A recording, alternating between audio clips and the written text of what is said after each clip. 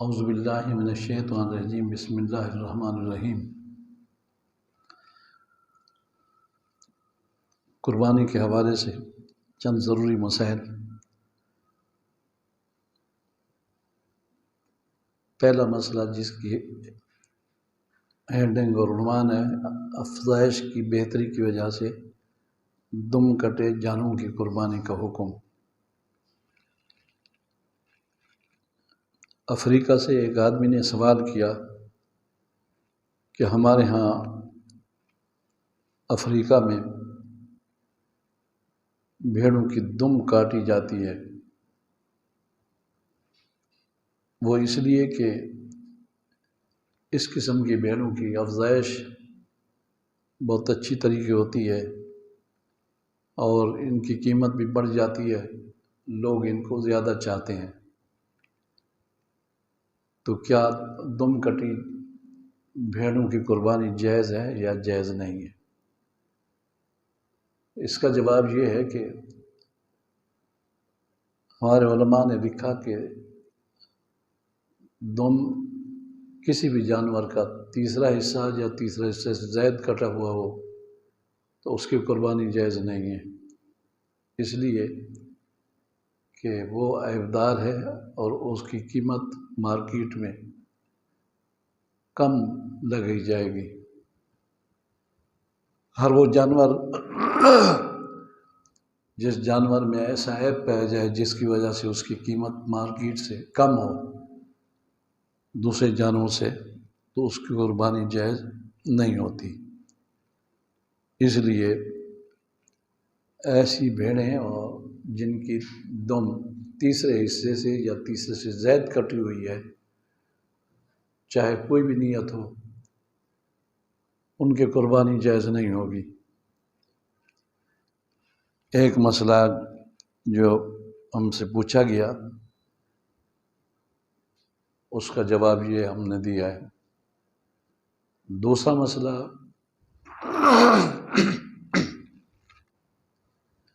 یہ پوچھا جاتا ہے کہ پنجاب اور بالائی علاقوں میں یہ چھوٹے جانور ان کے سینگوں کے اوپر کیمیکل لگا دیا جاتا ہے، جب بھی یہ پیدا ہوتے ہیں تو ان کے سینگ پیدا نہیں ہوتے، یعنی سینگ پیدا ہی نہیں ہوتے کیمیکل لگا دینے کی وجہ سے۔ اس قسم کے جانور بھیڑ یا بکری، اس کی قیمت دوسری بکریوں سے جن کے سینگ ہوتے ہیں زیادہ ہو جاتی ہے۔ ہم سے یہ پوچھا جاتا ہے کیا ایسے جانوروں کی قربانی کرنا جائز ہے یا جائز نہیں ہے؟ ہم نے جواب یہ دیا کہ ایسے جانوروں کی قربانی جائز ہے، اس لیے کہ مسئلہ یہ ہے کہ اگر کسی جانور کا سینگ موجود ہے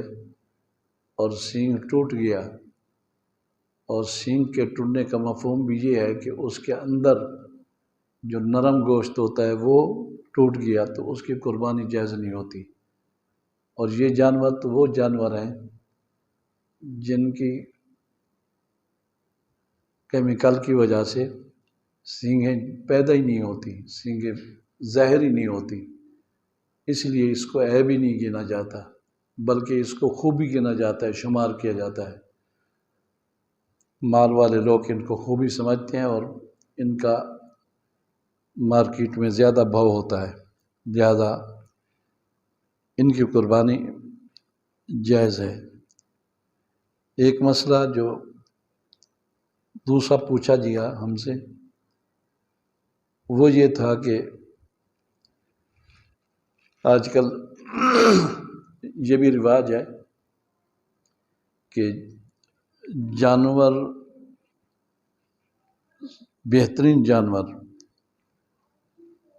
وہ ہوتے ہیں جو آسٹریلیا سے منگوائے جاتے ہیں، اور اگر آسٹریلیا کے جانور نہ ملیں تو یہاں کے کاروباری لوگ یہ کرتے ہیں کہ آسٹریلیا کے نر جانوروں کا مادہ منویہ لے کر کے یہاں کے موال کی جو گائے ہوتی ہے اس میں وہ رکھ دیتی ہیں، اور بچہ جو پیدا ہوتا ہے جس کا باپ آسٹریلیا کا جانور ہوتا ہے اور ماں یہاں ہمارے پاکستان کی ہوتی ہے، اس کی قیمت بڑھ جاتی ہے، جسم میں بڑھ جاتا ہے، تو کیا اس قسم کے نسل کی جانور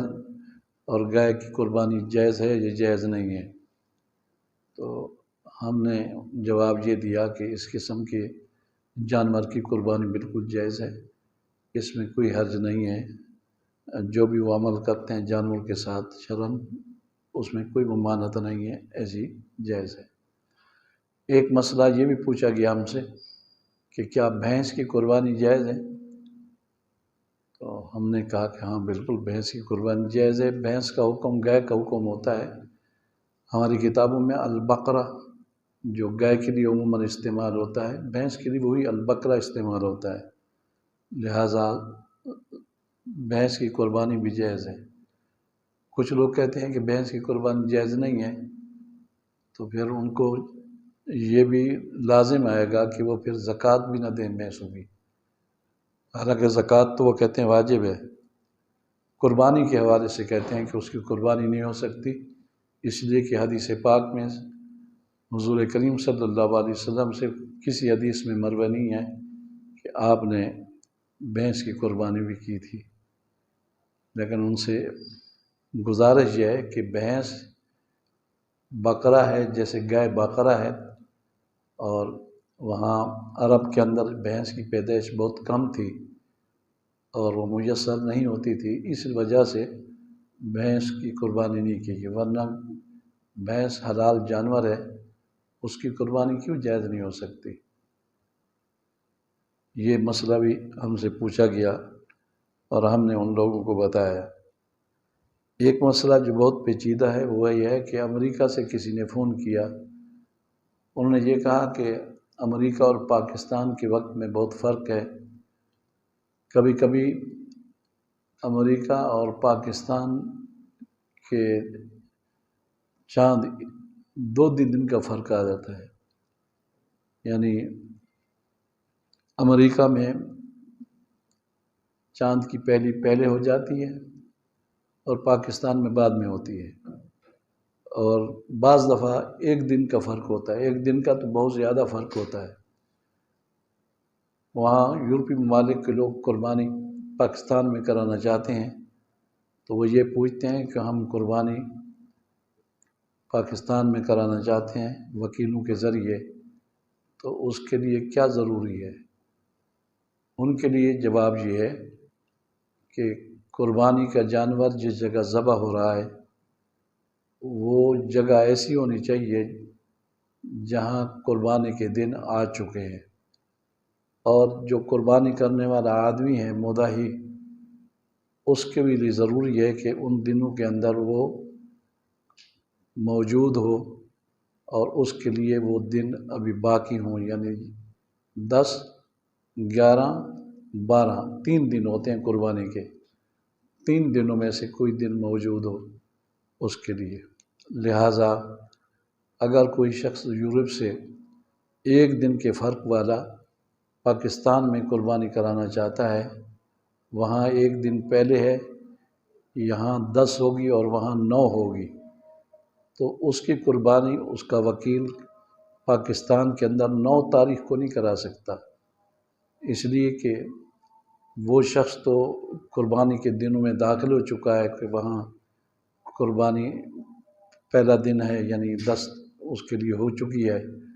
لیکن پاکستان میں تو ابھی 9 ہے، یعنی قربانی جس جگہ موجود ہے وہاں تو ابھی ایام نحر شروع نہیں ہوئے، لہذا 9 کو اس کی طرف سے قربانی کرنا جائز نہیں ہوگا۔ اسی طرح اگر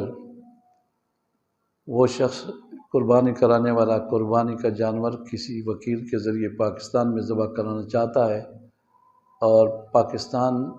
میں 12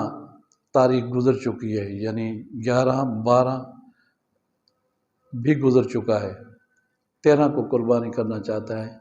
یعنی اس کے لیے 13 بنتی ہے، ہمارے لیے 12 بنتی ہے، تو اس کے لیے 13 بنتی ہے، وہ 13ویں دن داخل ہو چکا ہے، کیونکہ 1 دن کا فرق ہے، تو اس کی قربانی 12 کے دن یہاں پاکستان کے اندر بھی نہیں کی جا سکتی، اس لیے کہ وہ قربانی کے اوقات میں نہیں رہا۔ قربانی کے اوقات 3 دن ہیں، اور 3 دن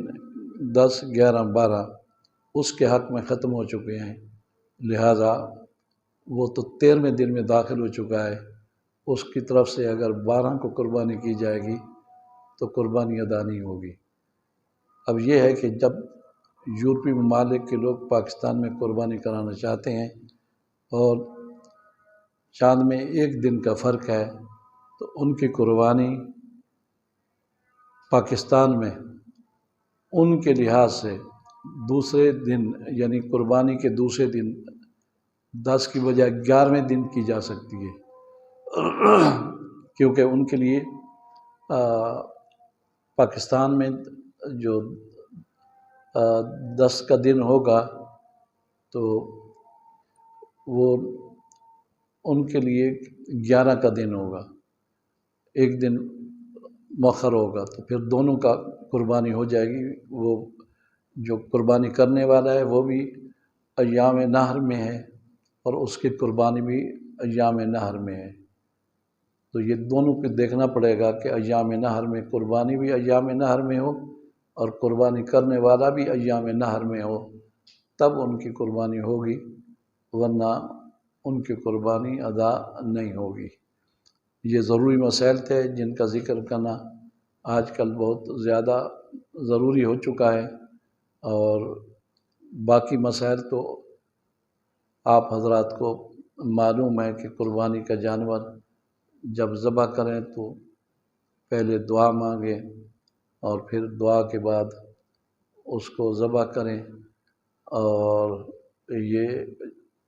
شرائط میں سے ہے کہ قربانی کے جانور اس عمر کا ہو جو عمر فقہا نے لکھی ہے، اس سے کم عمر کا جانور قربانی میں ذبح کرنا یہ جائز نہیں ہوتا۔ دوسرا اہم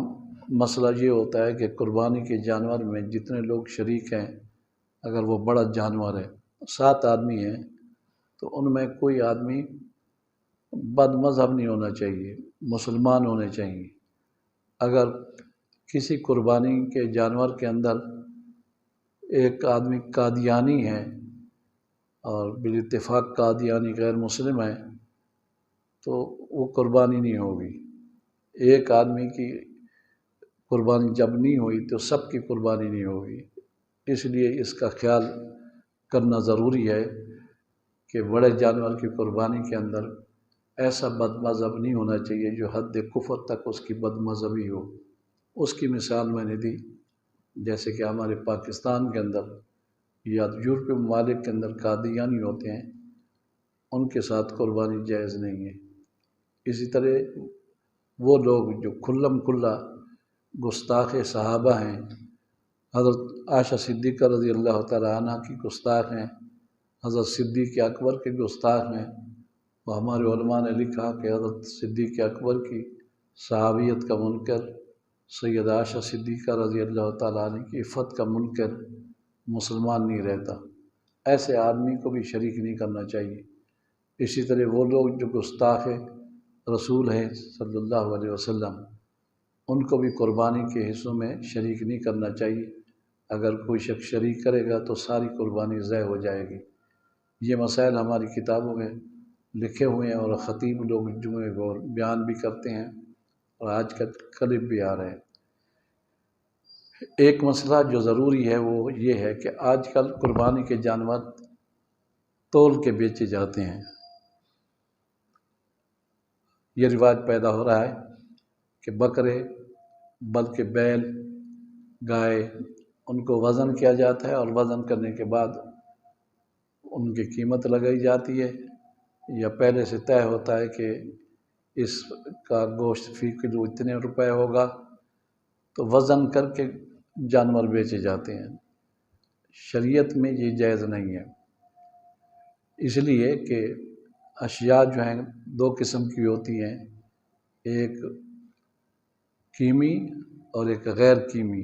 قیمی ان کو کہتے ہیں جو کیلی بھی نہیں ہوتی اور وزنی بھی نہیں ہوتی، نہ ان کا وزن ہوتا ہے نہ ان کا ناپ ہوتا ہے۔ تو جانور جب زندہ ہوتا ہے تو وہ وزنی نہیں ہوتا، وہ کیمی ہوتا ہے۔ ایک جانور گوشت کے لحاظ سے بہت چھوٹا لگتا ہے، لیکن جوہر کے لحاظ سے وہ بہت بڑا قیمتی ہوتا ہے۔ یہ جانوروں کے اندر ہوتا ہے۔ جانور بھی ایسے ہوتے ہیں جیسے انسان ہوتا ہے۔ ایک انسان قد کاٹ کا بہت چھوٹا ہے لیکن بہت بڑا عالم ہے، نیک آدمی ہے۔ تو اس لیے جانور قیمتی ہوتے ہیں، وزنی نہیں ہوتے۔ تو وزن کرنا یہ شرعاً خلاف اولیٰ ہے، بلکہ مکروہ ہے، اور اس میں دھوکہ بھی ہو سکتا ہے۔ اب لوگ کیا کرتے ہیں کہ جانور کو ٹیکے لگا دیتے ہیں، ان کا پیٹ پھول جاتا ہے، یا کوئی چیز ایسی کھلا دیتے ہیں ان کا پیٹ پھول جاتا ہے، ان کا وزن بڑھ جاتا ہے، اس سے وہ فائدہ حاصل کر لیتے ہیں۔ تو صاحب ہدایہ نے لکھا کہ وزن کر کے جانور کو تولنا شرعاً جائز نہیں ہے، اور عموماً یہ لوگ وزن کر کے لیتے بھی ہیں، دیتے بھی ہیں۔ تو ہم ان کو ہیلہ بتاتے ہیں۔ وہ یہ کہتے ہیں کہ آپ بے شک وزن کرا لیں، جب قربانی خریدنے والا قربانی خریدنے کے لیے منڈی میں جائے جہاں جانور کا وزن کیا جاتا ہو، تو وہاں یہ وزن بے شک کرا لیں، اس لیے کہ وہ وزن ضرور کرانے کے لیے وہ کہیں گے وزن کرانے، لیکن بعد میں وہ یہ کہے کہ بھائی میں وزن کے حساب سے یہ جانور نہیں خرید رہا، بلکہ یہ مستقل جانور جتنے بھی وزن کا ہے میں اس کی اتنی قیمت دے رہا ہوں۔ تو یہ ایک ہیلہ ہے، اس ہیلے سے وہ کراہت سے بچ جائے گا اور اس کی خرید و فروخت جائز ہو جائے گی۔ یہ مسئلہ بڑا عام ہے ہمارے پاکستان کے اندر بھی اور دوسرے ملکوں کے اندر بھی۔ اب وہ ایک مولوی صاحب بیان کر رہے تھے کہ دیکھیں ہم روزانہ مرغیاں لیتے ہیں لیکن زندہ مرغی بھی تول کے لیتے ہیں، وزن کر کے لیتے ہیں، تو یہ اس کا قیاس غلط ہے، کیونکہ ہم غلط کام کرتے ہیں تو قربانی جیسے ایک مقرب عبادت کے اندر بھی غلط کام کرتے رہیں تو یہ صحیح نہیں ہوتا۔ مرغی پر قیاس کرنا قربانی کے جانوروں کو یہ کسی حالت میں صحیح نہیں ہے۔ اللہ تبارک و تعالی ہماری قربانیاں قبول فرمائے اور شرائط کے ساتھ قربانی کرنے کی توفیق عطا فرمائے۔ والسلام۔